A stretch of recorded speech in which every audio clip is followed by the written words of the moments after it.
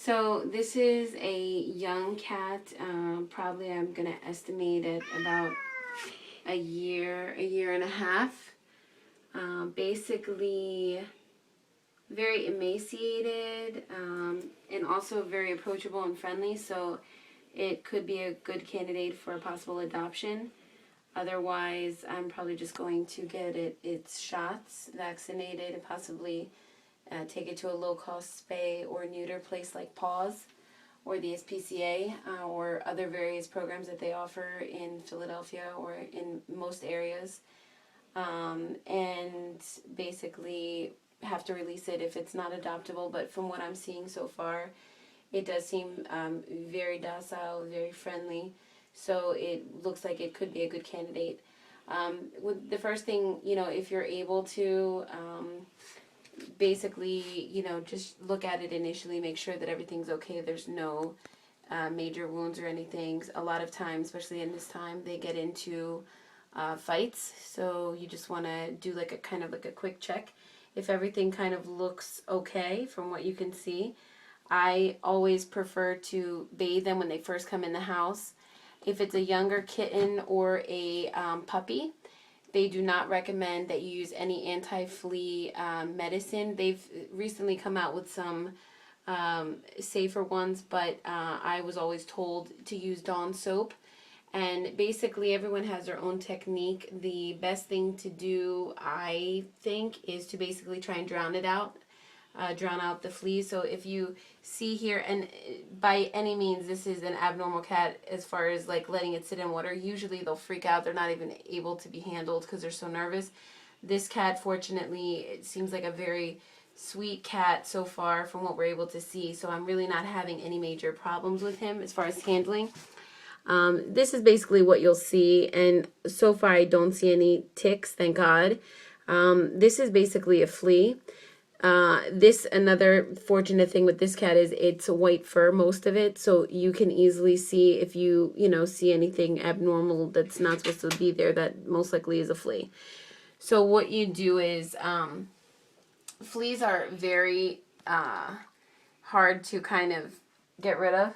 So basically, if let them sit in here as long as they can. A lot of times if you have them in the water for a long period of time, they'll start to climb to the area that is not submerged in water, which is the head. So far I don't see any running up to the head so far. So I'm going to start to pick off the fleas that I see, and after I bathe it really good, I'm going to give it an Advantix or Revolution. Revolution is good because it also handles ear mites and other things, other parasitic things that a stray cat especially might be suffering from. And you don't want to bring by any means a cat that you're not sure of into the house with any other cats, especially if it may have leukemia. Leukemia is easily spread from other cats, from the cat to other cats, and you have to be very, very careful with that. Anything that's shared, food bowls, litter box, that's very easily, transmittable from one cat to the other. A FIV cat, which is similar to a HIV cat, it's feline immuno deficiency virus. It's basically the feline version of an HIV cat. Now, that is something that a lot of people are kind of, split with their beliefs. A lot of them don't want to bring a cat that has that into their house, and I understand why, because that could be dangerous. I, fortunately, have not had any problems with that. I do have an FIV cat that I rescued, and other cats, and they did get along very well.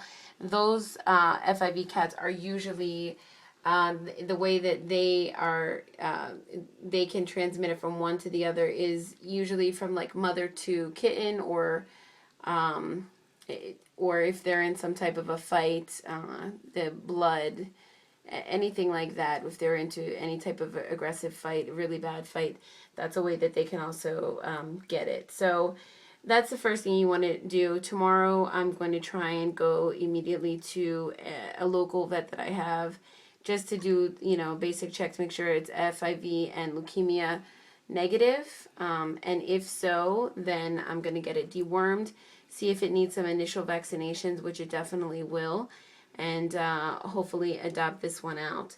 So as soon as she's done with this, we are going to immediately put that Revolution on, which will, you know, basically treat any type of flea infestation or any type of parasitic ear mites, whatever it is.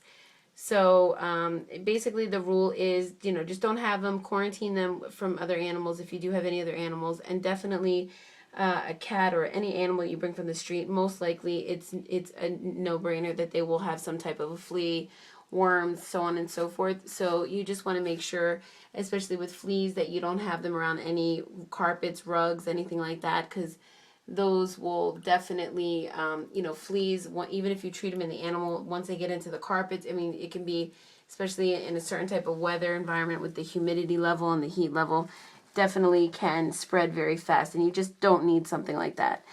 So you just have to be very careful. So right here, I'm going to assume this is a flea, and rightly so. Basically, a lot of people recommend to remove fleas and ticks with basically a tweezer. And this flea has been actually on this cat for quite some time because it is fairly large.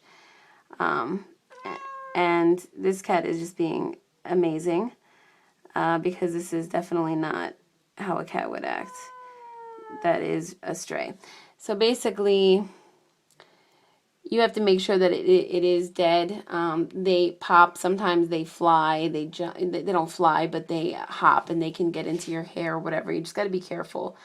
So I'm going to ask you to please get me any type of disposable container that we can put some alcohol or bleach in, just so that I can make sure that they die once I put them in there, because I just don't want them to get all over the place. Any type of cap that you may have, whatever it is.